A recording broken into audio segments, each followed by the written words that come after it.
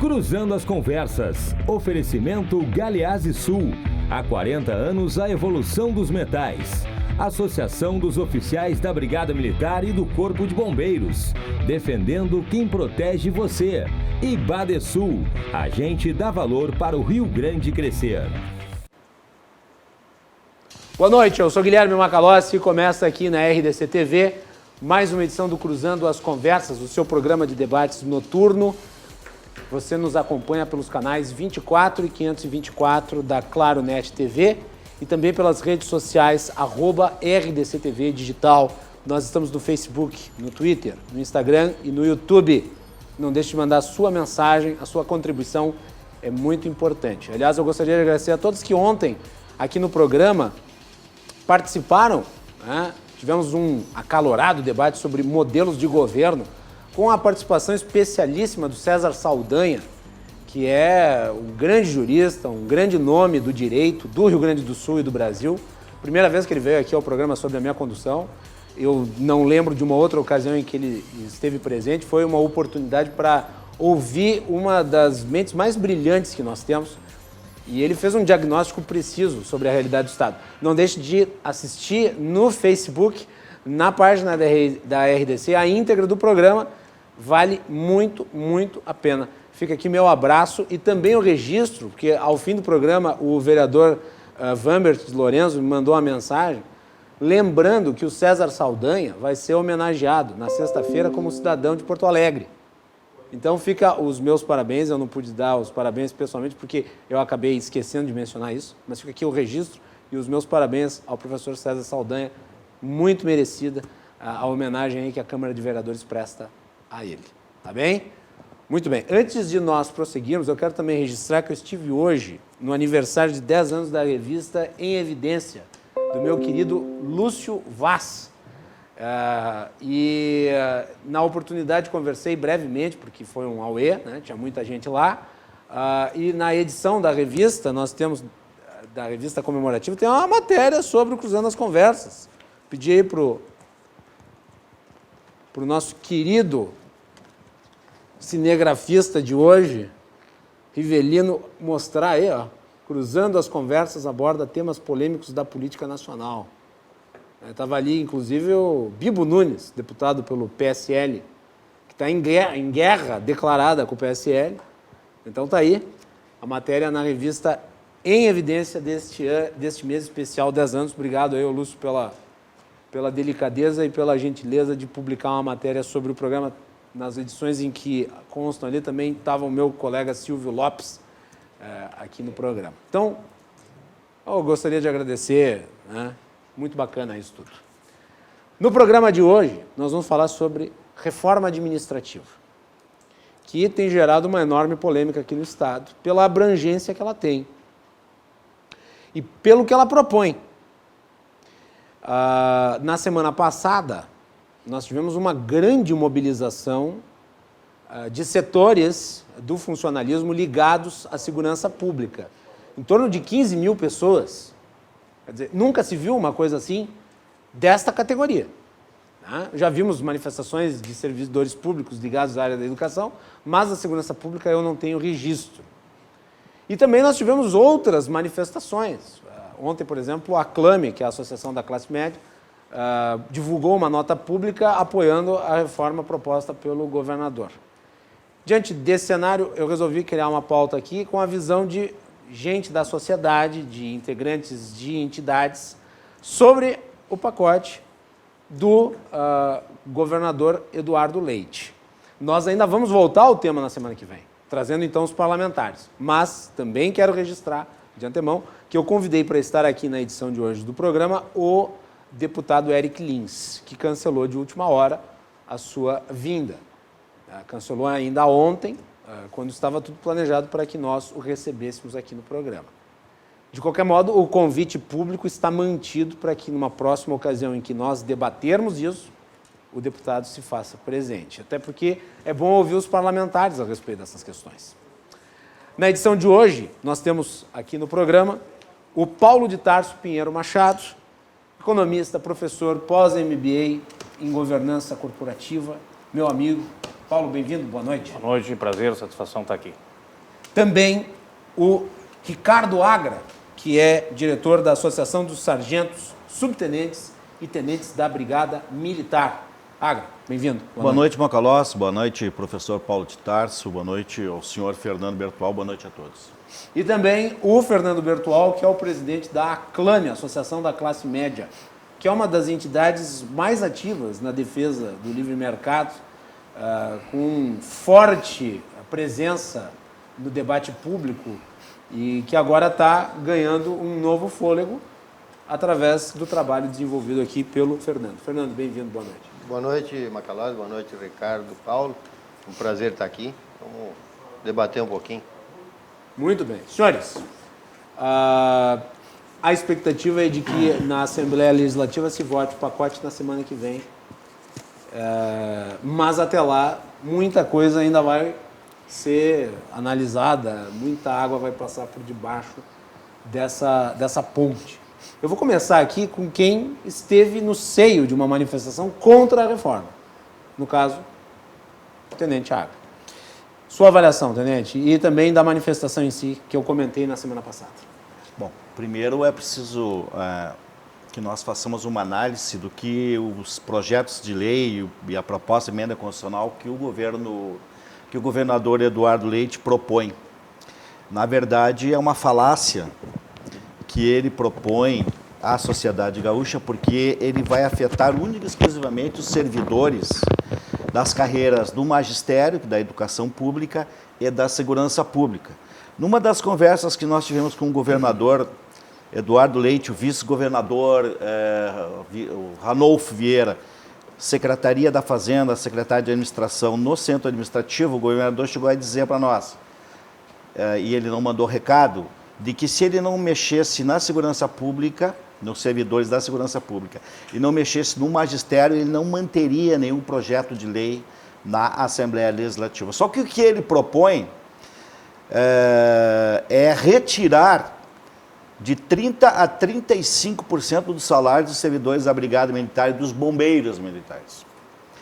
Ele está tirando o salário, eles não estão fazendo absolutamente mais nada do que confiscar parte dos nossos salários. De falar em confiscar, eu quero dizer que o projeto do senhor Eduardo Leite me lembra muito o confisco do ex-presidente Fernando Collor. É um confisco. É um confisco. O que Eduardo Leite, governador, propõe é a mesma coisa que Collor, quando o presidente, fez. Inclusive, a semelhança física entre os jovens naquela época é parecida. Não é de graça, e o projeto político dos mesmos são mais ou menos iguais. Se o governador do estado tivesse a capacidade e a ousadia de começar uma proposta de reforma do setor do funcionalismo público pelas carreiras mais abastardas do estado, nós até concordaríamos em sentar e conversar, mas ele não fez isso. Isto tanto é verdade que ele, através de um ofício, informou a Assembleia Legislativa do Estado do Rio Grande do Sul que era a favor de que os procuradores do Estado do Rio Grande do Sul, que são, a média salarial é de R$ 29.800, recebessem prêmio por participação de até R$ 6.900. Prêmio este que não é tributável. E todo mundo sabe que a Procuradoria-Geral do Estado, a PGE, é ligada ao gabinete do governador. Graças à manifestação de vários deputados, inclusive ontem teve uma briga do deputado Giuseppe Resgo com o deputado Eric Lins. E com fortíssima briga. E com o deputado Edson Brum, que foi um dos autores da proposta da retirada. E eu vim preparado, Macalossi. Eu estou meio frustrado até. Eu vim preparado para fazer um debate com o deputado Eric Lins. Porque o deputado é procurador-geral do Estado do Rio Grande do Sul, recebe um teto de 29 mil, e na sexta-feira ele entrou com uma ação na Justiça para que a Assembleia Legislativa não votasse uma proposta ontem da retirada dos 6.900 procuradores do Estado. Então quer dizer que o governo do Estado, ele quer atacar... Quer dizer, cada um desses 6.900 procuradores do Estado recebe esses honorários de sucumbência. 4 milhões e 500 mil reais, nós estamos em dezembro, desde agosto já foram gastos com esta prêmio. com essa premiação. 4 milhões. 4 milhões que não tem nas escolas, que não tem nas viaturas, que não tem para prestar serviço para a sociedade. E detalhe, acho que é importante dizer, né? O Ministério Público ele é vinculado, mesmo sendo um órgão independente, ao Executivo. E que aprovou agora... Ele não é um órgão do Judiciário. E que aprovou agora 71 cargos de confiança, né, semana passada. O senhor acha que com isso se desmoraliza o discurso do corte e Totalmente. da reforma? Totalmente. Eu tenho as tabelas aqui, essas tabelas foram feitas pela própria equipe de gestão da Brigada Militar. Ele retira do salário dos policiais, soldado, que é a carreira inicial da nossa corporação, ele retira R$ 480 um salário de R$ 4.600. Como é que faz isso? Retira? Na verdade, ele faz, ele propõe uma média de salário, o que passar, ele faz, digamos, uma parcela de não redução, certo? Mas essa parcela de não redução, ela fica congelada, ela não tem mais reajustes. E todo reajuste que tiver será sobre a média, mas ela não vai acrescentar, ela vai tirar da parcela congelada e jogar naquilo que ele propõe. Então, realmente, conforme o posto a graduação, a perca é muito grande. Os tenentes da Brigada, por exemplo, chega a mais de R$ 4.000 de perca salarial. Muito bem. Fernando, a Aclame ontem divulgou uma carta aberta aos deputados estaduais do Rio Grande do Sul. Eu vou ler a carta, não é longa, vou ler ela e depois eu gostaria que tu a comentasse e defendesse o posicionamento da Aclame, ok? A Associação da Classe Média do Rio Grande do Sul, a Aclame, fundada em 1999 para defender os interesses do Rio Grande do Sul, líder do movimento contra o abuso da carga de impostos no Brasil e no Rio Grande do Sul, manifesta aos deputados estaduais a preocupação de que sejam ouvidos apenas pela minoria barulhenta diante do pacote de medidas do governo do Estado que irá modernizar o quadro de pessoal da administração direta com o objetivo final de conseguir o equacionamento do desequilíbrio das contas públicas. Os deputados são eleitos por uma maioria silenciosa e não podem cair nas armadilhas de minorias barulhentas com teses que só apontam perdas, mas não são na verdade privilégios, mas são na verdade privilégios dados a poucos. Eles querem impedir a reforma sem dar soluções concretas para o caos das finanças do Estado. Assim, cada deputada e cada deputado tem o poder de, nesta hora, refletir e votar em nome de uma sociedade inteira cansada de implorar por saúde, segurança, escolas, estradas e outros investimentos que só ocorrerão quando o déficit público for equacionado. Votem pelo futuro, não pelo retrocesso. Votem pela maioria que, em curto prazo, será ainda mais prejudicada pelo atual déficit das contas públicas. A Aclame está do lado da razão, não da emoção momentânea de alguns. Fernando.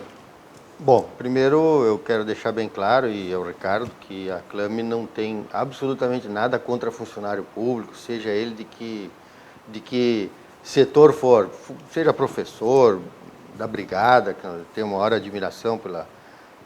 então não há uma questão pessoal aqui e achando que o funcionário público é o culpado de toda essa... o Estado do jeito que ele está nas suas finanças. Nós entendemos, e há bastante tempo a Aclame vem falando sobre isso, de que um dia o Estado ia quebrar. Ele foi sendo levado, diversos governos sempre aumentando o déficit público. Nós tivemos, nesses 40 anos, eu acho que só o governo da Ieda que teve quase zerado ou no azul um pouquinho, né? Foi um ano. Um ano de azul. E isso também devido ao resultado econômico. Crescimento. Sim, ajudou muito. A substituição tributária, que foi um grande ganho de arrecadação. Mas, enfim, sempre houve um acréscimo de despesas sem que a receita acompanhasse. E hoje, o que a Aclame consegue enxergar desse processo todo? Eu comparo muito o Estado, o município, a uma família. Se você tem uma família, na minha família, eu tenho funcionários trabalhando para mim, e o dinheiro aperta, e os funcionários estão levando a renda familiar em torno de 70% do que eu do que é possível arrecadar, em algum lugar eu tenho que cortar, eu vou cortar nos 70%. Infelizmente. Eu vou criar um desemprego. Mas eu não tenho como cortar da comida, da escola, dos meus filhos e tal. Você tem que fazer uma opção.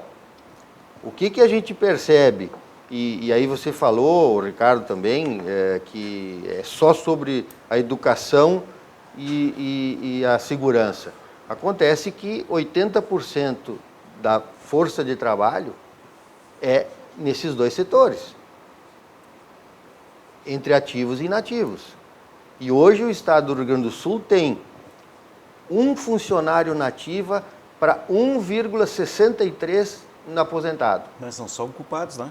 Não estou dizendo, depois, de novo, Ricardo, eu não estou culpando. Não, mas é que o senhor, eu senhor disse uma coisa aqui que não faz sentido.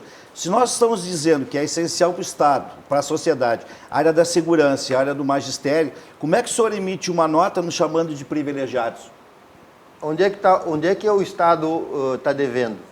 Qual é o déficit do governo? Eu pago previdência desde que entrei no Estado. Mas o senhor que está dizendo que nós mas somos se o Estado todo tá na ano, sua nota. se este ano o Estado tem que botar 12,2 bilhões de reais para cobrir o déficit da Previdência... Onde é que estão esses dados? Porque os dados que tem aqui dos técnicos do Tesouro do Estado não diz isso.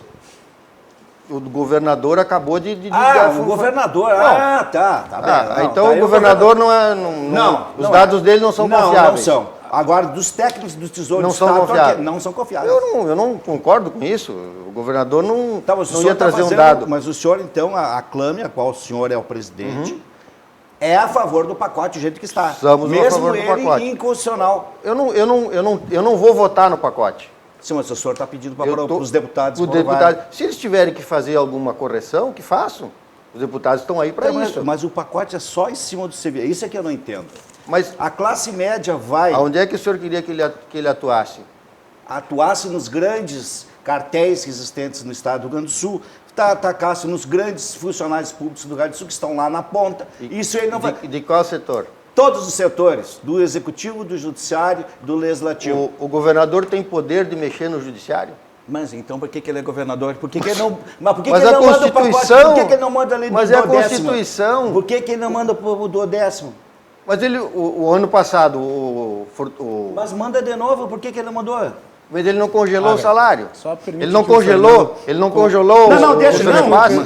Permita ao Fernando concluir o raciocínio dele. Ele não congelou os repasses o tempo para do Judiciário. Quando a gente fala corta do Judiciário, corta do Legislativo, o governador não tem poder de cortar de nada desses dois setores. O governador é um homem bom, eu errado, somos nós que somos funcionários. Mas como é que ele vai mexer no Legislativo? O Legislativo recebe 0,6? Da arrecadação. O Judiciário recebe 1, alguma coisa, 1,6, e o Judiciário determina o que ele faz com o dinheiro. De qualquer modo, eu acho que não seria um erro do governador ele apresentar um pacote que tentasse a aprovação da repactuação da divisão orçamentária. Eu acho que isso seria justo. Né? Tem que mexer na Constituição. O duodécimo, sim. Ele é um fator importante. O congelamento já foi uma atitude positiva dele. Mas a congelamento da despesa. Conta, né? Quer dizer, vai receber aquilo que recebeu no passado, sem correção. Já é alguma coisa. Eu concordo com o duodécimo. Eu acho que o Judiciário não tem que receber sobre uma previsão de receita, tem que receber sobre a receita. Isso estamos completamente de acordo. Agora, a nossa questão é o seguinte, o Estado está quebrado, totalmente quebrado. Se os funcionários, se o governo estivesse pagando a dívida federal, vocês não estariam com 2 meses de atraso, vocês estariam com 4 ou 5. Porque o governo acumulou 7 bilhões de dívida com o governo federal que ele não está pagando através de uma liminar. Então, eu vou deixar o senhor terminar, mas... Não, sem problema nenhum. Estamos aqui para... O tem senhor tem uns dados, eu tenho outros. Sim. Se o senhor não acredita no governador, não acredito. Eu nem votei nele. Vamos deixar bem claro, eu não votei nele. Não votei nele. Eu votei no... Não, não é questão de votar. No ex-governador. Processo não é uma questão. Quem ganhou as eleições. Não é essa a questão. Ele governou, está governando, expôs um projeto e a gente acha que o Estado tem que mexer em alguma coisa. Não é possível que um Estado, 97% da população, fique trabalhando para sustentar 3%. Desculpe. Não é contra o funcionário, mas é isso que acontece hoje. Mas então, se 87% trabalham, 97 dizer que os outros 3% são funcionários não trabalham. Recebem do trabalho dos outros. Mas eu pago meus impostos. Eu sei que o senhor paga, mas o senhor... Mas eu não entendo o seu discurso, me permite. Mas aí o senhor diz que 97 sustenta. O que eu recebo de volta? O que eu recebo de volta? A segurança Eu tenho uma estrada... Ok, eu já lhe disse no início, que a gente tem o maior respeito e consideração. Certo. Entende que salários são baixos. Só que se o governador der 10% de aumento para um professor nativa, ele tem que dar para 10% para todos os inativos, isso representa 600 milhões por ano a mais. Porque o inativo ganha a mesma coisa que o que está nativa. Mas o inativo não tem culpa, né? Eu não estou falando que tem culpa, eu estou falando que tem um problema. Não, mas o senhor... Eu estou falando que tem um problema. Se você não enxerga que existe um problema, que o Estado não tem dinheiro para pagar... O Estado tem dinheiro. O Estado então tem tá dinheiro. Aí. Então, todos os governadores que passaram por aí... Agra, faz o seu apontamento, depois eu passo para o Paulo. Pode fazer o seu apontamento em relação a da onde seria possível tirar dinheiro para pagar esses eventuais aumentos que seriam concedidos, por exemplo, para o funcionalismo do Executivo? Em primeiro lugar, eu acho que algumas pessoas, não é o caso do senhor Fernando aqui, mas me permitam, tem alguns discursos que culpam as pessoas que estão inativas, mas elas cumpriram 30, 35 anos de serviço. Mas me parece que muitos querem matar os inativos, que é para ele não dar mais dívida, que é uma tremenda falta de respeito com cada homem e cada mulher que trabalhou. Os sindicatos técnicos do Tesouro de Estado, Sinterx, que trabalha com os números, ele está na página deles um trabalho científico apresentado aos deputados e às deputadas que diz o seguinte, e aí, senhor Fernando, o senhor há de se lembrar que o Estado do Rio Grande do Sul só não assinou ainda a renegociação da dívida com o governo federal, porque o Tribunal de Contas apontou que os índices com gasto de pessoal que o governador Eduardo Leite apontou não corresponde à realidade. Nem ele, nem o governador Sartori. Estamos ali ou não estamos? Eles colocaram que o gasto com o pessoal no Estado é de 82%. E chegou lá no Ministério da Economia, o Tribunal de Contas mandou parecer, não, senhor. O Estado, pagando todos os ativos e inativos, é 65,33%. Só no mês de agosto, o Estado arrecadou 5.958.466.000 e com o gasto do pessoal pagando, inclusive os encargos sociais, e o 13º, 3.863.000. Só no mês de agosto teve 2 bilhões que ficaram no caixa do Estado. E o senhor disse, não, mas daqui tem que ir para o hospital, tudo bem. Os municípios, 25%. O município, isso. Aí só me dizer para a segurança pública, mas para a segurança pública não precisa. Porque a segurança pública está sendo sustentada desde o ano passado pela empresa privada. Então, não é verdade isso que o governador respeita a sua posição, o senhor está defendendo aí o governador, eu não estou defendendo o governador. E também não entendo que se o senhor da classe média vai sofrer as consequências de não ter policiamento, como é que o senhor vai justificar como presidente que não vai ter um policial para atender um assalto? Eu não consigo entender como um presidente de minha entidade faria para defender o governo se chegar lá, não tem mais policial. Sabe quantos policiais vão sair se esse projeto passar? 3.800 policiais militares vão embora. Seria desaparecer 10 batalhões da Brigada Militar da noite para o dia.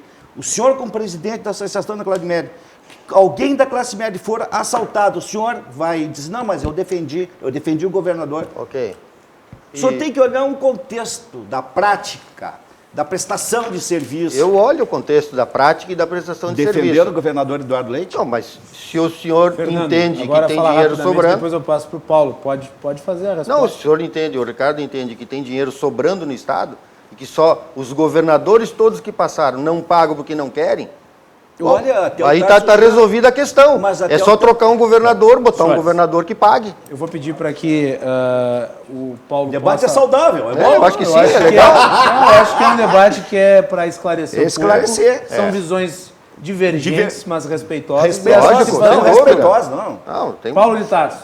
Boa noite, Macalossi. Boa noite, Fernando. Boa noite, Ricardo. Boa noite aos telespectadores da RDC. Primeiro, reiterar o agradecimento por estar aqui. É sempre bom participar. Mas é tempo que não vinha.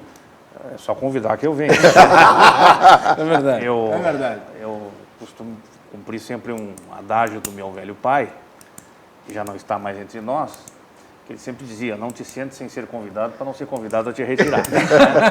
Então, sempre que eu for convidado, eu estarei aqui. Perfeito. Bom, eu entendo que, e eu não quero aqui ser nenhuma forma intelectualizar um debate tão dramático quanto esse. Né? Um debate dramático, um debate extremamente complexo, né? Recheado de... Diria que não é uma moeda de dois lados. Eu diria que é um prisma de vários lados, de vários conflitos. Apenas como princípio, diria o seguinte: lamentável que a gente sempre esteja discutindo no Brasil os sintomas e nunca as causas. Tá? E nós temos que entender que isso, talvez hoje, o que estamos pagando, e muito alertado durante muito tempo que íamos chegar neste ponto, tá? Compreende também um exercício da política, da democracia. Em primeiro lugar... Foram escolhas tomadas pela população. Foram não só escolhas, decisões tomadas, e não só pela população, mas principalmente por aqueles que são operadores dos poderes. Tá?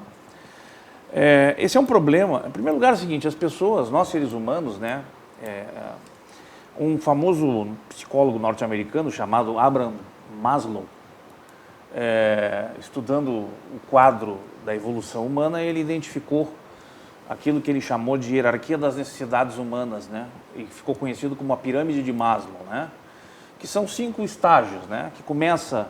O primeiro, o ser humano busca atender às suas necessidades fisiológicas: comer, viver, dormir, respirar, enfim, basicamente. O segundo ponto que ele almeja é a segurança, o sentido da sensação de segurança. Tá? Depois ele procura consolidar suas relações sociais, seu relacionamento na sociedade. Por fim, busca a autoestima, o reconhecimento dos seus pares, né? Até alcançar o último estágio, que seria a realização pessoal. Tá? Quando nós entramos numa discussão, e aqui talvez eu tenha talvez um privilégio nesta bancada, porque eu já fui servidor público durante 25 anos, trabalhei na Secretaria de Planejamento, comecei na extinta Fundação de Economia e Estatística, né? E em 96, num plano de demissão voluntária, eu fui embora. Aliás, quero dizer que todo homem tem direito a fazer uma loucura na vida, e eu cometi uma loucura, que é trocar justamente a segurança da pirâmide de Maslow pela instabilidade do não sei o que vai acontecer.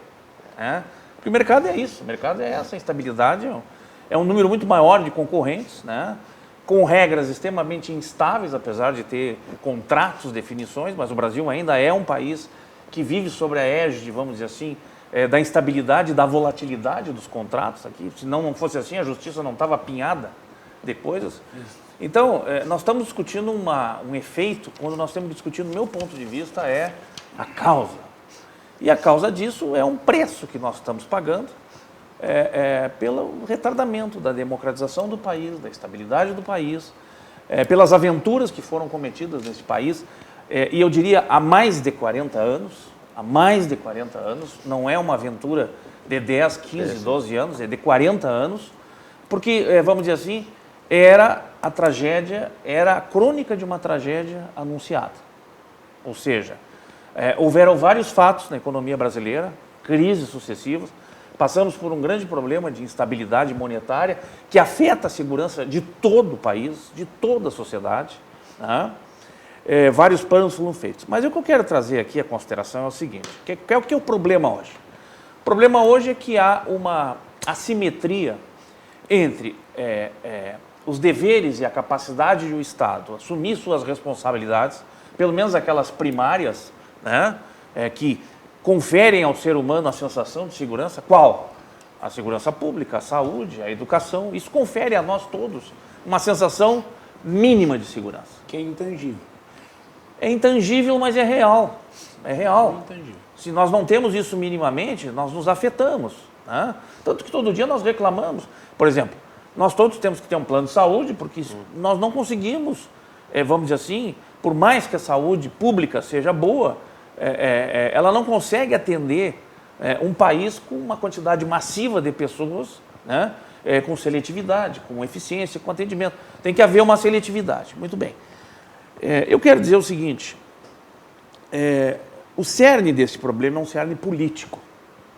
E eu acho que a figura de um governador, que é uma liderança, é eleito, é consagrado política e democraticamente por isso, conforme disse o Ricardo e conforme disse o Fernando, quer dizer, o governador é eleito no processo democrático, confere o que o Ricardo disse, quer dizer, ele tem a homologação da sociedade que votou nele para resolver os problemas, e ele também goza da credibilidade, até prova em contrário, desta homologação que ele recebeu. Gostamos nós, queiramos nós ou não queiramos.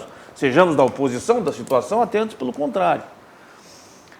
E o problema do Estado não é um problema só do Executivo. É um problema, sim, que envolve as 3 dimensões de poder. Legislativo, Parlamento, Judiciário. Por quê? Porque os recursos, agora vamos para o fato concreto. A caixa de recursos que sustenta os 3 é uma só. Nem o Legislativo e nem o Judiciário têm uma conta independente. A conta que ele tem pode ser o seguinte, bom, eu gero a resolutividade dos passivos ou, quem sabe, o estancamento temporal até que se discuta o mérito com os depósitos judiciais, certo? Mas os depósitos judiciais não pertencem ao Estado. Apesar de terem sido apropriados pelo Executivo. Calma, vamos chegar lá, vamos chegar lá. Isso aí já é o efeito, não é a causa. Tá? Okay. Então, eu penso assim, o que é a égide do problema? Hoje, o Estado, não vou discutir percentual, se é 82, 72, o Estado, todos nós sabemos, e nenhum ente, vamos dizer assim, que tem a responsabilidade de pagar salários, que é uma função da toda atividade, seja ela pública ou privada, você tem que pagar uma contraprestação de serviço, você tem que ter um equilíbrio orçamentário, porque quando você passa de 50%, por exemplo, na empresa privada, a gente sabe que os indicadores da folha não pode passar 30%, porque ela coloca em risco. Coloca em risco o seguinte, porque se ela consumir mais, ela vai ter que buscar dinheiro no mercado, isso custa muito caro. E se ela não conseguir pagar, ela vai se endividar e, consequentemente, ela vai terminar. Ela vai ter um grau de insolvência maior do que a sua solvência financeira. Como o Estado é um ente que, teoricamente, não quebra, porque é um ente público, é um ente supra, vamos dizer assim, por ser público, ele é supra, nunca se viu notícia de que o Estado tenha quebrado, embora financeiramente esteja. Mas ele não quebra, ninguém pede a falência do Estado. Ele não fecha as portas. Por exemplo, os detentores de precatórios, que são credores do Estado, eu não estou discutindo mérito, são credores, tiveram sentenças judiciais que definiram o direito a um crédito, porque qualquer que seja a razão, perfeito?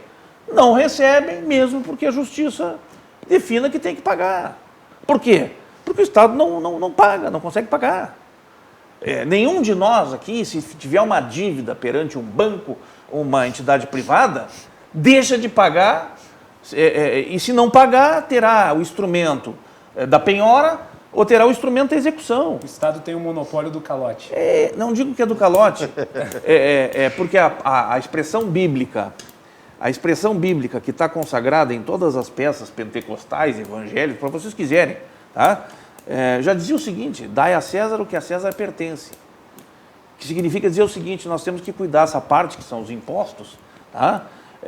Porque tem que dar a César para que César retribua, não é o sentido de dar a ele. É dar a ele para que ele retribua, para que devolva para a comunidade, correto? Agora, desculpe, tem um detalhe importante que a gente precisa discutir o seguinte, essa questão aqui não pode ser uma discussão isolada. Quando o governador propõe e ele está propondo algo que é, vamos dizer assim, no meu ponto de vista, na minha avaliação, uma questão necessária, mas que deve passar por uma discussão política, perfeito, por uma governança política, entendeu? Política. Eu quero dizer o seguinte, certa feita eu disse para um governador, quando ocupava um cargo de Estado, que se eu fosse governador, né, eu diria o seguinte, eu vou atrasar não só o salário do Executivo, mas vou atrasar o 12º do Judiciário e o 12º do Legislativo, e vou botar uma cadeira na porta do Palácio Piratini esperando ser preso. E a população vai perguntar, mas o que eu estou fazendo aqui? Estou esperando o oficial de justiça vir com mandato de prisão Porque eu não posso fazer. O problema não é só de um lado, o problema é de todos. Né? A gente tem acompanhado que houveram tentativas, né, de debate e os poderes não abrem mão. Não abrem mão. Aí nós estamos diante de uma correlação de forças que prejudica, né, não só a solução do problema, mas prejudica toda a sociedade. Inclusive os mecanismos do governador de negociar. Com certeza. E aí, claro, aí gera uma instabilidade, porque quando se pensa que o governador, como líder do executivo, né, não manda no judiciário, efetivamente não manda no judiciário, mas é dono e responsável, porque está sujeito a crime de responsabilidade, caso não pague os seus compromissos, que aliás também já é uma discussão que no Brasil também o judiciário já terminou. Vejam vocês, eu estou trazendo aqui, eu não quero aqui tirar o foco da discussão, mas eu estou trazendo aqui para vocês elementos que são muito mais amplos, complexos e que a gente não ataca. Eu sempre disse, agora eu entro no foco, a primeira reforma que um governo que se instalou nesse país, que quer mudar o país, que deseja mudar o país, e aqui interessa qual é o seu espectro ideológico, tá? A primeira reforma é política. Primeiro, nós temos que, de certa forma, eliminar este entulho legislativo que nós temos, porque aqui no Brasil as coisas funcionam assim. Nós trouxemos isso da tradição portuguesa. Portugal fez uma reforma administrativa em 2008 que transformou 1.000 carreiras de Estado. O Brasil tem 299. Portugal tinha 1.000 carreiras de Estado e transformou em 3. Sabe por quê? Porque era a condição para Portugal entrar na União Europeia. A Espanha teve que fazer a mesma coisa. Entendeu? E aí não teve saída, aí não foi um problema do Executivo. Aí foi um problema do Executivo, do Legislativo e do Judiciário. Então, no meu ponto de vista, e tem outras razões que eu não quero entrar aqui, a questão é mais ampla. Então, eu gostaria de dizer o seguinte, temos que discutir. A primeira reforma é política. Por exemplo, se fala em reforma tributária.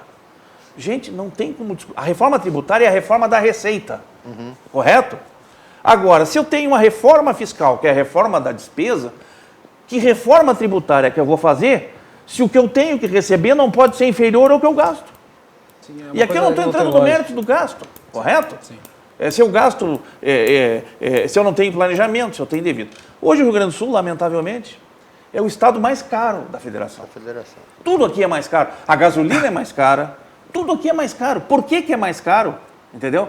Porque aqui nós temos mecanismos que procuram salvaguardar alguns interesses, do ponto de vista corporativos, tá? E eu estou falando lato sensu, que estão distribuídos entre executivo, legislativo e judiciário, tá? E que acabam, de certa forma, encerrando, tá? Estabelecendo aquilo que a gente chama de conflito distributivo.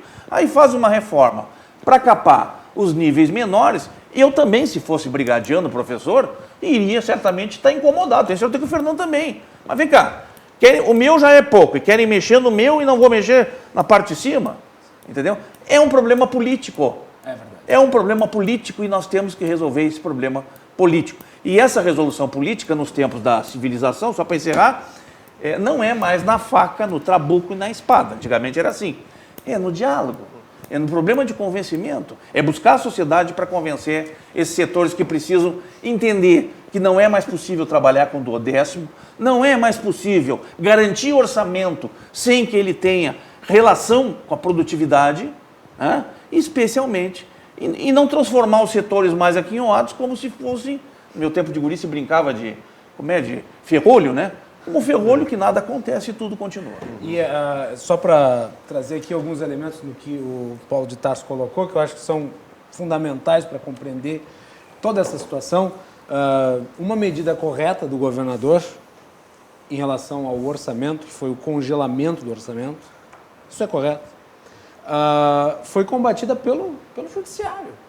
O Judiciário determinou, através de uma decisão baseada em princípios que são interpretados subjetivamente, que aquilo que estava proposto na Lei de Diretrizes Orçamentárias era inconstitucional.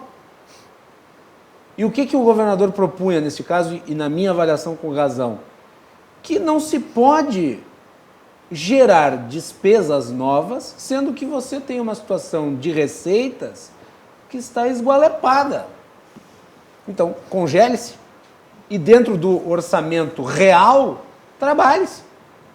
Esse foi, aliás, o grande foco da época do debate do 12º.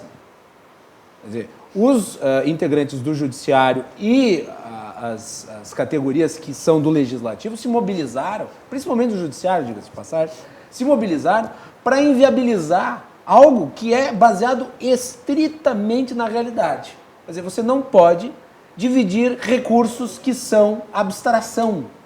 O orçamento, ele é uma peça montada com base em previsões. E o que acontece hoje? Divide-se o orçamento entre os três poderes com base na previsão, não com base na arrecadação. Esse é o problema distributivo que o Paulo de Tarso mencionou aqui. Aí teve, na época da discussão, integrantes do Judiciário dentro da Assembleia Legislativa militando para que os parlamentares não votassem essa alteração que é basilar. Assim como determinadas categorias de alta renda do Executivo. Sim, com certeza. Sim. Com certeza. Eu estava lá no dia da votação. Com certeza. Então criou-se no Estado do Rio Grande do Sul uma disparidade de tratamento entre as categorias do funcionalismo em caráter geral, onde você tem os servidores do Executivo ganhando parcelado e os servidores do Judiciário e do Legislativo ganhando em dia. E fica aquela imagem que, na minha opinião, é ofensiva a qualquer pessoa que tem o mínimo de racionalidade, que é a seguinte: os senhores do Tribunal de Justiça do Estado, julgando o congelamento do orçamento estadual, ganhando bem em dia e determinando que os servidores do Executivo que ganham mal e parcelado continuem nessa situação e sem direito nem mesmo a danos morais. E me permite uma coisa? Por favor, o que é isso? Me permite. E um poder com o poder, de coerção operativa, jurisdicional, e outro com um poder de coerção política. Isso. Aí fica muito fácil, né? Águas. Não, mas baseado na fala do nosso caríssimo Paulo de Tarso, Obrigado pelo caríssimo. Sou barato ainda. Né? caríssimo, isto só vem a colaborar de que o governador Eduardo Leite não tem a coragem necessária para fazer esse debate, em primeiro lugar. Segundo lugar, se ele tivesse coragem, ele não mandaria uma série de projetos para a Assembleia Legislativa que atinge apenas a base do funcionalismo público em regime de urgência para ser votado em 30 dias ao apagar de um ano. Se ele tivesse coragem, ele teria convocado as associações, a representação sindical, teria falado: pessoal, eu tenho um problema, vou fazer um enfrentamento. Eu seria o primeiro, se ele fizesse enfrentamento com os outros poderes, a estar do lado dele. Faria. Isso é a governança do Isso é a governança. Eu disse: pessoal, eu tenho um problema. Digo mais, meu caro. Se eu fosse governador... Já baixou de caríssimo para cá. Caro, vou chegar no meu real valor. Vai lá. Mas se eu fosse governador de estado, eu faria aquilo que você disse aqui. Não repassava, sentava e pedia para me prender. Eu duvido se ele não sairia dali nos braços do povo. Mas o governador Eduardo Leite, pensa bem, seu Fernando, ele está pensando em ser presidente da República. Mas com essas manifestações aí não vai longe. Mas ele está pensando, ele já se botou à disposição do PSDB. Ele também é outro político igual aos outros. Se ele tivesse coragem de fazer esse debate, ele teria feito, ele não fez esse debate. Vou só lhe dizer uma coisa. Em determinado momento, quando ele foi nos visitar lá na associação, nós fizemos a seguinte fala: senhor governador, a gente sabe que no estado do Rio Grande do Sul, a sonegação fiscal é alta, muito material passa sem nota fiscal. Tem uma instituição no estado chamada Brigada Militar. Trabalha 24 horas por dia e está em todos os municípios do estado do Rio Grande do Sul. Esta corporação poderia fazer a fiscalização, ajudando o estado a fazer a arrecadação. O que o governador disse? Não, isso aí não. Mas como, governador? Por que não?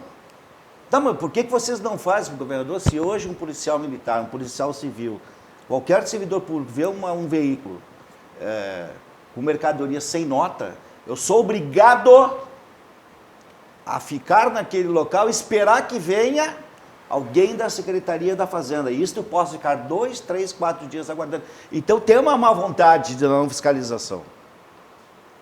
Isto é um debate que nós podemos fazer. Assim como disse o nosso Paulo de Tarso. Por que fazer as coisas ao apagar das luzes? Por que regime de urgência? Por que tirar só da base e não tratar do topo?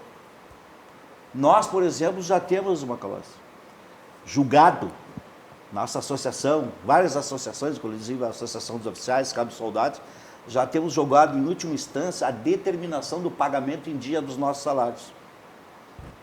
Só que o nosso querido Poder Judiciário não impõe penalidade ao governador do Estado. Ele diz assim, ó, não, tem direito, está aqui na Constituição, artigo 35 da Constituição Estadual, você está aqui, ó, não tem recurso, o Estado não tem mais recurso.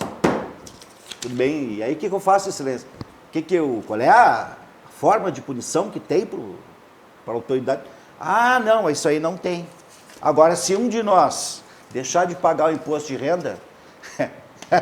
A receita está na tua porta no dia seguinte. Não é imposto, qualquer Fernando, imposto, né? antes de irmos para o encerramento, mais um toque teu, depois nós vamos para o encerramento do bloco.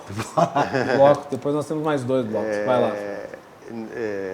Eu continuo dizendo que o governador tem limitações na questão de interferir em outras instâncias, no judiciário e no legislativo. O único enfrentamento que ele poderia fazer é esse. Não pago, sento lá e vou ser preso. E a justiça vai prendê-lo. Ele está descumprindo a Constituição estadual.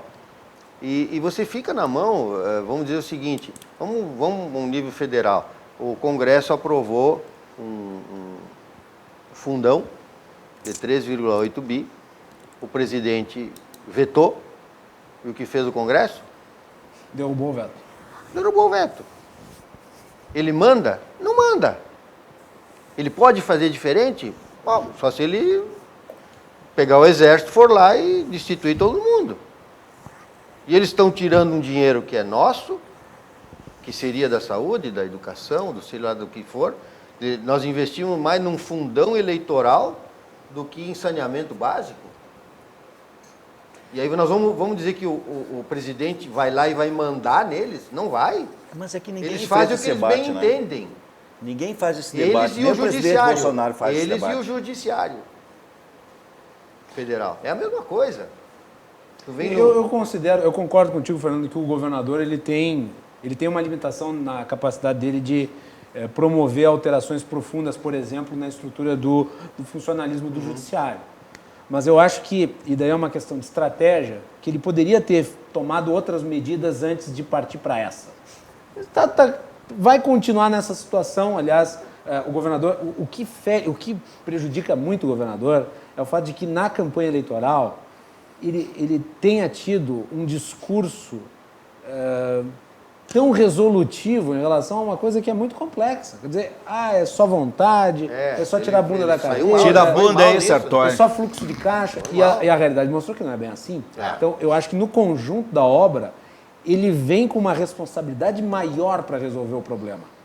E talvez se ele tivesse tomado algumas das iniciativas, como, por exemplo, propor a PEC do 12º antes de partir para a reforma administrativa, pelo menos ele estaria mostrando para essas categorias que estão sendo atingidas agora pela reforma, né, ele estaria mostrando uma ação mais abrangente e que poderia ser uma carta na manga para convencer essas categorias a, digamos, aumentarem o grau de sacrifício em nome das finanças públicas.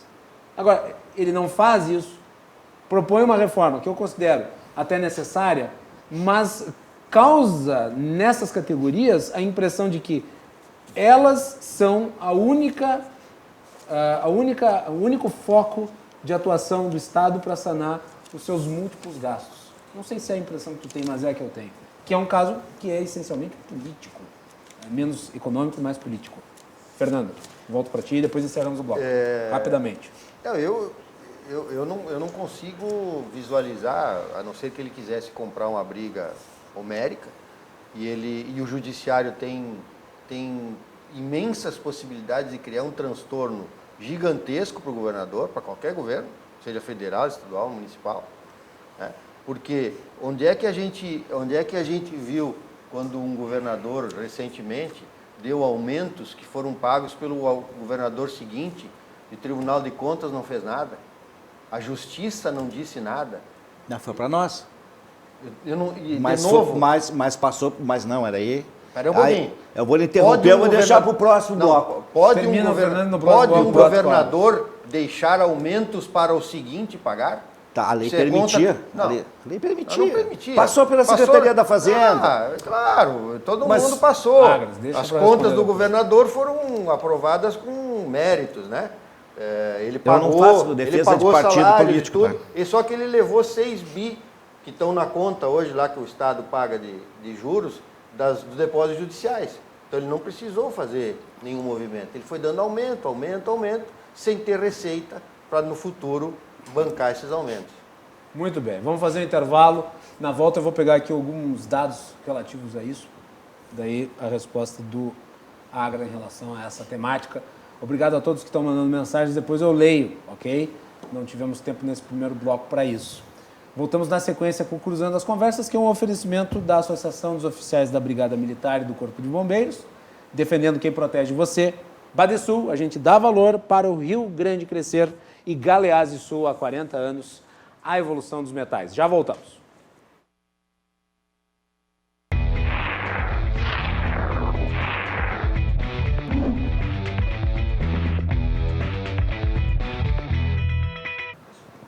Voltamos aqui na RDC com Cruzando as Conversas. Hoje estamos analisando o cenário político envolvendo a reforma administrativa proposta pelo governador Eduardo Leite. O Cruzando as Conversas é um oferecimento da Associação dos Oficiais da Brigada Militar e do Corpo de Bombeiros, defendendo quem protege você. Badesul, a gente dá valor para o Rio Grande crescer.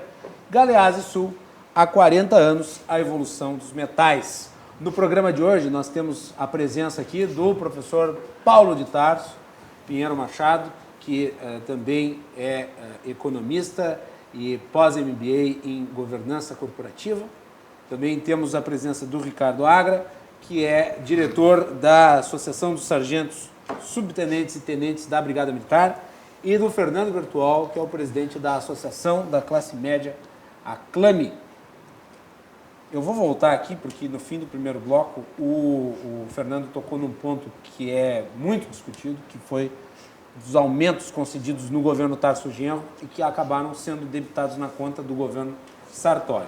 Tem o site do professor Darcy Carvalho dos Santos, que é um economista muito tarimbado aqui do Rio Grande do Sul, um grande conhecedor das finanças do Estado. E eu vou trazer aqui alguns números que ele publicou no artigo mais recente. Eu leio todos os dias o blog do professor Darcy, a quem eu mando um abraço, eu quero que ele volte aqui no programa para falar sobre esses assuntos todos. Ele publicou um artigo recente, agora no último dia 7 de dezembro, e que vai exatamente na linha do que o Fernando colocou aqui. Eu vou ler os dados e vou passar para o Agra para ele comentar. Ele diz o seguinte: se considerarmos o período de 2015 e 2018, quando não houve reajustes, com exceção de alguns pontuais para outros poderes, a folha cresceu 7,6 bilhões de reais. Tudo concedido no período precedente, perfazendo 15,8 bilhões nos dois períodos governamentais, ao passar de 13,4 bilhões em 2010 para 29,2 bilhões em 2018. Nos dois períodos, cresceu 117,5%, quando a RCL, que deveria ser o limite, cresceu 81,2% e a inflação 61,4%.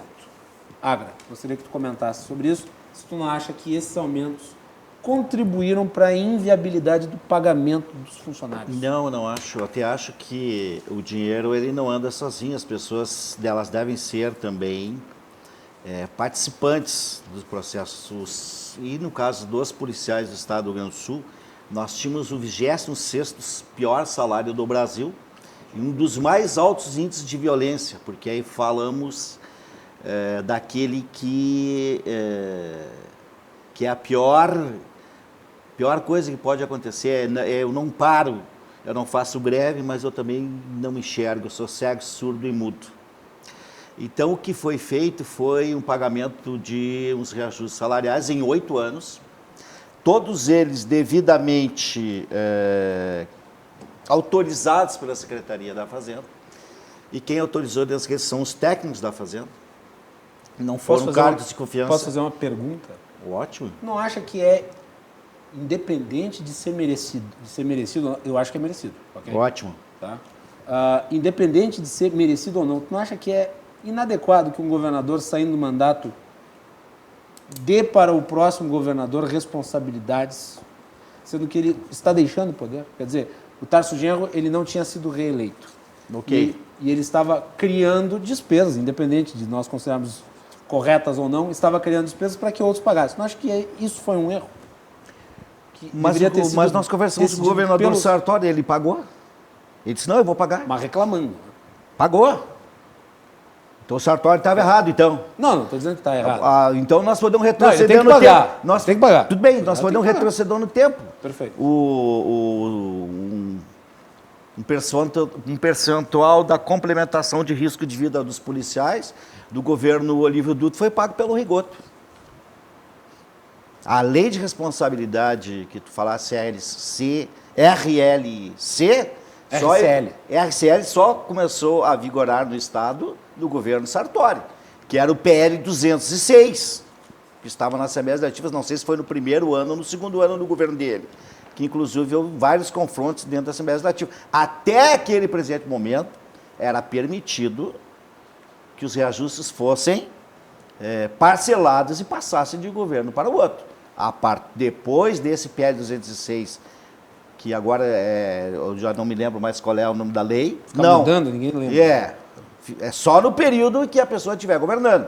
A lei de responsabilidade fiscal. Mas antes era permitido. Se era permitido, não é ilegal. Não acho que seja. Não é ilegal, nem no campo do direito, nem é imoral dar reajuste a trabalhadores e a trabalhadoras que arriscam as suas vidas na sociedade. Muito bem. Professor Paulo. Há um outro aspecto que eu acho que precisamos mudar, e aí que eu digo, o conjunto de reformas que o Brasil precisa passar não são reformas estéticas, são reformas profundas e reformas sincronizadas e hierarquizadas. Tá? Nós não vamos mudar, por exemplo, a reforma política. Temos que fazer, é urgente. O quadro de representação que nos dá a chancela democrática das eleições, dos eleitos, né? Tem uma série de questões. Por exemplo... Só que daí, Paulo, o problema é que o governador não tem que fazer, né? Porque a reforma política depende do Congresso Nacional. Né? Mas é isso que eu digo. O problema é o seguinte, nós vivemos numa federação que não é uma federação, né? Não, isso é verdade. Sim. Nós vivemos uma federação cuja sede é Brasília. E a maioria dos cidadãos brasileiros, a grande totalidade, não vive em Brasília, vive nos municípios, correto? Então, isto é uma questão urgente a ser reclamada, porque isso pode reorganizar. Do ponto de vista das finanças públicas, nós ainda trabalhamos, no meu ponto de vista, com leis muito primitivas. Por exemplo, há um instrumento orçamentário utilizado por famílias, empresas, né, e que o Estado não consegue cumprir. É muito diferente. Eu me refiro a uma coisa chamada orçamento base zero. O que é o orçamento base zero? É o que se faz nas famílias, e o que o Fernando contou, é o que se faz em qualquer entidade, até a associação lá dos tenentes faz. Caiu a receita. É normal cair a receita? É. Nós estamos vivendo desde 2014 uma crise política, econômica, fiscal no Brasil, séria, né? E estamos, para que todos nós tenhamos clareza, e estamos adentrando um outro ciclo de crise, que é a recessão mundial. Nós estamos diante de um grande processo de crise mundial. E só um apontamento sobre isso, Paulo, é que independente das reformas que se façam aqui no Estado, não há como o governo superar a crise que vive sem crescimento da economia. Com certeza. Então é o seguinte, ele tem que subir. Mas o que eu estou querendo dizer? O que eu estou querendo dizer com isso? Há uma moldura que vai trazendo para as outras dimensões uma outra moldura, né? E formando um quadro em perspectiva. Sim. Eu, quando estive na Secretaria de Planejamento do município, consegui fazer um exercício orçamentário baseado no orçamento base zero. Foi uma dificuldade. O que é o orçamento base zero? O orçamento hoje, lá nós temos uma série de questões chamada funcional programática, né? que nós dividimos o orçamento em funções e programas, correto? Então, eu chamo para que o nosso telespectador entenda, é uma caixa de correio. Né? Eu tenho que botar um dinheirinho lá na saúde, porque tem a questão das vinculações orçamentárias, que diz que eu tenho que botar X% da receita em saúde, mais X% da educação. Aí eu tenho a ciência e tecnologia, eu tenho o esporte, eu tenho a cultura, são caixinhas. Tá?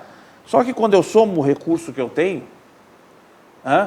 eu mal consigo, eu tenho que pagar salários, eu tenho que ter manutenção do Estado, eu tenho que ter uma série de coisas, correto? Quando eu tenho que pagar, só que aí o recurso que eu tenho, então a arrecadação cai. Por que cai? Porque o Estado não gera riqueza, o Estado é sócio da riqueza. Porque se a economia cresce, se o produto varia positivamente, com o modelo tributário que nós temos, o Estado cresce. Sim. Principalmente num país onde nós temos 70% de impostos indiretos. Foi por isso que na época da Impostos IEDA... ao consumo. Foi por isso que na época da IEDA Claro. houve o resultado azul, porque Claro. houve trabalho fiscal, mas houve crescimento. Isso, entendeu? Ora, com a economia em crise, nós temos aí aproximadamente, hoje parece que o número atualizado é 12 milhões de pessoas desempregadas. Mas nós temos mais 10 milhões. Desempregado é aquele que realmente, na data da pesquisa, foi perguntado a ele, está procurando emprego? Não, cansei, eu estou sem dinheiro. Essa semana... Não... Aí tem outra questão metodológica. O cara é desempregado uma semana. O conceito de desempregado no Brasil é de uma semana. É do dia da pesquisa. Porque no outro dia, se ele resolveu ganhar um dinheiro do Fernando, ele disse, me empresta aí 10 pila, que hoje eu vou pegar o ônibus e vou... Não sei se 10 pila dá para ir e voltar, mas é quase que dá. Tá? Então, no outro dia ele está procurando emprego. Aí ele já não é mais considerado desempregado, ele está procurando emprego. Então, nós temos mais 10 milhões de pessoas que estão subempregadas. O que é subempregadas? Estão no Uber, estão nos aplicativos, no Cabify, no 99, estão em outras atividades que não são outras coisas. Aí você soma aqui, dá 22 milhões. Multiplica por 3 pessoas, em média, que depende dos que trabalham, isso dá mais de um terço da população brasileira. Então, é um problema sério que nós temos que discutir do ponto de vista da amplitude. Muito bem. Nós vamos ter que fazer intervalo. Nós temos o último bloco, que vai ser curto. E o Fernando ainda não falou nesse segundo. Eu vou deixar o próximo bloco, abre o Fernando, e você continua conosco aqui na RDC TV. Tem que ler mensagens.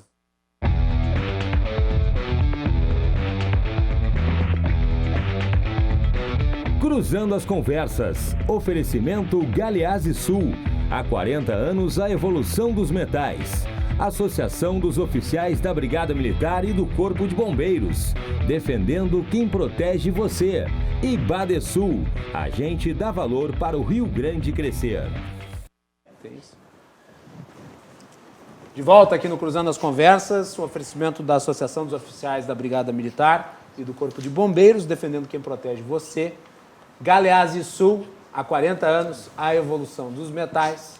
E Badesul, a gente dá valor para o Rio Grande crescer.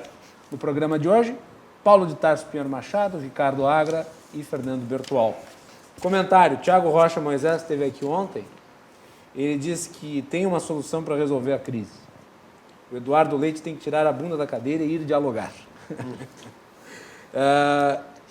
Ele também diz aqui que é para dar uma olhada nos contra-cheques dos técnicos da Fazenda e os altos salários. Esse aí é o que as viúvas recebem em produtividade em casa, né? Né? O Wagner Alves Lemos, ele diz o seguinte: recursos da Lei Candir, isenções absurdas e dívidas de parte do empresariado. Tem alternativas, mas o governador prefere sangrar o funcionalismo público. Mas eu acho que tem certas coisas, tem certos mitos aqui em relação à Lei Candir. Mitos. Né? A Lei Candir é uma coisa muito complexa, é difícil de falar assim, vai resolver. Tem uma decisão do Supremo sobre a Lei Candir que foi muito mal explicada para o público, como se o Congresso, como se o Supremo tivesse mandado pagar. Não, o Supremo mandou o Congresso deliberar a respeito. O quanto vai pagar, ninguém sabe. Então, eu gostaria de agradecer as muitas manifestações que nós recebemos, mas não vai ser possível ler todas, porque nós temos só 5 minutos de programa. Então eu vou deixar aqui a roda final, as últimas palavras, e vou dar um tempo um pouquinho maior para o Fernando, que não falou no último bloco. Não, eu até divido irmãmente com todos. Eu só queria mostrar para os telespectadores Mostra naquela câmera, Fernando. um gráfico. Consegue pegar aí, Rivelino? Consegue? Quadra aí, Rivelino.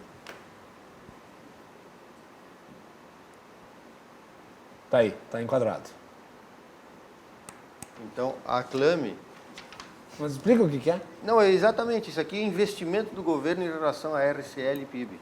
A queda. Isso. No governo Triquês, que nós éramos novinhos, ainda pequenos... Vocês, eu não era nem... Tu não é nem nascido. Se aplicava... problemas, hein? Se aplicava do PIB 1,9%, aplicação em investimentos do governo, 1,9% do PIB, e 29,7% da RCL. No Sartori, 0,3% do PIB e 3,5% da RCL.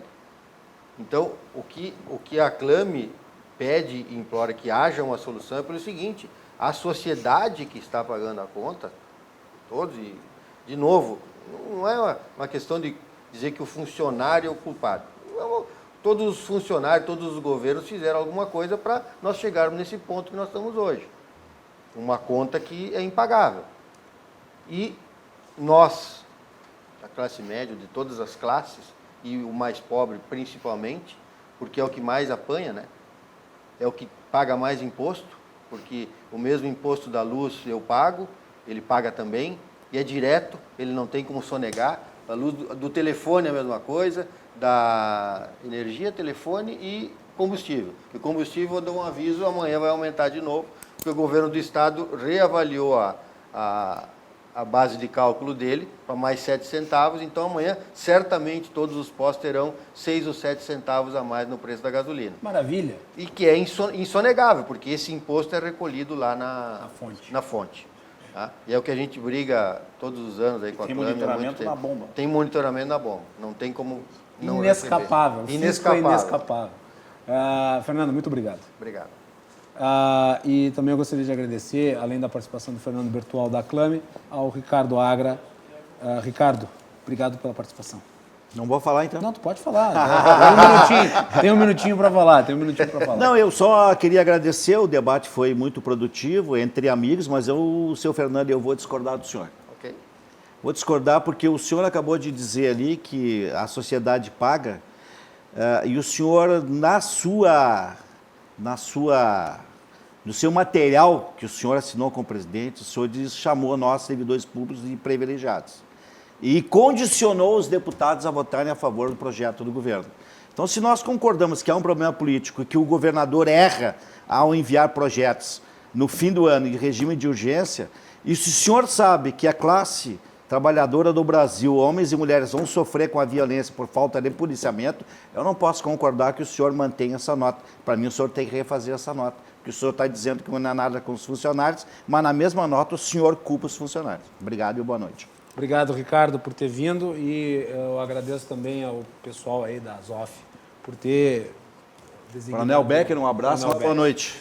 E, por fim, obrigado, Paulo de Tarso, por ter voltado aqui ao programa. Eu prometo Caríssimo. que não vai... Caríssimo. Caríssimo. Não vai demorar para que eu lhe convide novamente. Me valorizaram de novo. Voltou a ser caríssimo. O teu preço. Voltou a ser caríssimo. Obrigado, Paulo. Eu quero agradecer mais uma vez e até deixaria aqui uma sugestão que talvez esse programa tenha que talvez se repetir, tá? Com esse tema. Porque se o programa convoca pessoas da sociedade para trazer sua opinião, a sua visão, quem sabe com outros atores, né? Também se construa uma alternativa. Eu volto a insistir o seguinte: o problema de um, problema de todos. E não é possível, né, que se fragilize politicamente um governador, né, e eu acho que o governador está fragilizado politicamente, do ponto de vista das suas opções, entendeu? Porque eu acho que cabe a ele, e não é o governador Eduardo Leite, ao presidente Bolsonaro e qualquer ente público, tá, que tenha o problema, tá, tem a responsabilidade de estabelecer um processo de governança, de mediação e buscar as soluções, porque não é possível eleger um segmento, né, no caso o executivo, como responsável por tudo, quando a fonte dos recursos é única e atinge a todos os poderes. Ou nós estamos juntos, isso é uma família. Não adianta dizer o seguinte, estamos sem recursos, não temos, a receita caiu, tem desemprego, é sacrifício de todo mundo, e não posso dizer o seguinte, não, eu vou só sacrificar os outros e a mim não vou sacrificar. Acho que é um problema de governança, é um problema sério, né? E insisto, enquanto o Brasil não fizer as reformas necessárias para se discutir ordenamento político, representatividade dos partidos, retorno do processo federativo, nós não sairemos, estaríamos sempre discutindo os sintomas, os efeitos e não as causas. Obrigado pela participação, agradeço, prazer ao Agra, ao meu amigo Fernando, agradeço aos telespectadores pela paciência. Muito bem, obrigado a todos. Mas o Eric Lins, tu vai convidar de novo? Com certeza. Tá Procurador convidado. de Estado, que está deputado. Com certeza. O dia que o deputado Eric Lins vier aqui fazer um debate, eu gostaria de estar aqui. Com certeza. O deputado Eric Lins sempre... Eu, inclusive, tenho uma relação pessoal muito boa com o deputado. O deputado sempre foi muito bem tratado quando veio aqui. E está mais que convidado, Eric Lins. Convidadíssimo, para explicar essas questões. Ele e todos os demais. Todos. Boa noite a todos. Até amanhã.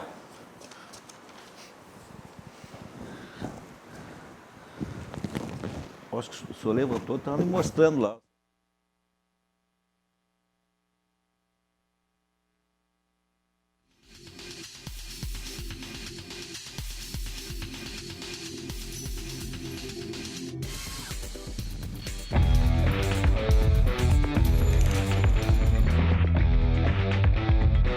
Cruzando as conversas. Oferecimento Galeazzi Sul. Há 40 anos a evolução dos metais. Associação dos Oficiais da Brigada Militar e do Corpo de Bombeiros. Defendendo quem protege você. E Badesul. A gente dá valor para o Rio Grande crescer.